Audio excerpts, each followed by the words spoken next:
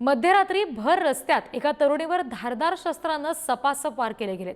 पिंपरी चिंचवडच्या वालेकर वाडीमधला हा सगळा धक्कादायक प्रकार आहे। अज्ञात आरोपींनी केलेल्या हल्ल्यामध्ये तरुणीचा मृत्यू झालाय। दुचाकीवरून आलेल्या दोघांनी धारदार शस्त्रानं या तरुणीवर वार केले। तरुणीच्या हत्येचं कारण अजूनही अस्पष्ट आहे।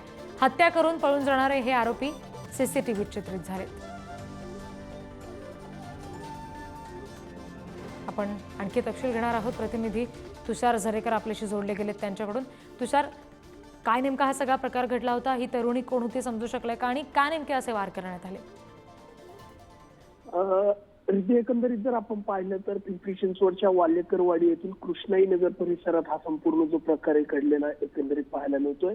रात्री 9:30 वाजताच्या दरम्यान खरं तर ही संपूर्ण जी घटना आहे ती घडलेली आहे। यामध्ये जर आपण पाहिलं तर एका मुलीचा खरं तर यामध्ये दुर्दैवी मृत्यू झालेला आहे आणि यामध्ये जर आपण पाहिलं तर ही जी मुलगी आहे ही वाहन चालवत होती। हेल्मेट घालून खरं तर ही या वाहनातून ती जात होती आणि त्यावरती जर आपण पाहिलं तर त्या भर रस्त्यामध्ये तिच्यावरती खरं तर हल्ला करण्यात आलेला आहे आणि त्यामध्ये तिचा खरं तर दुर्दैवी मृत्यू झालेला आहे। यामध्ये पिंपरी चिंचवड पोलिसांनी तपास करत खरं तर काही संशयितांना ताब्यातही घेतलंय।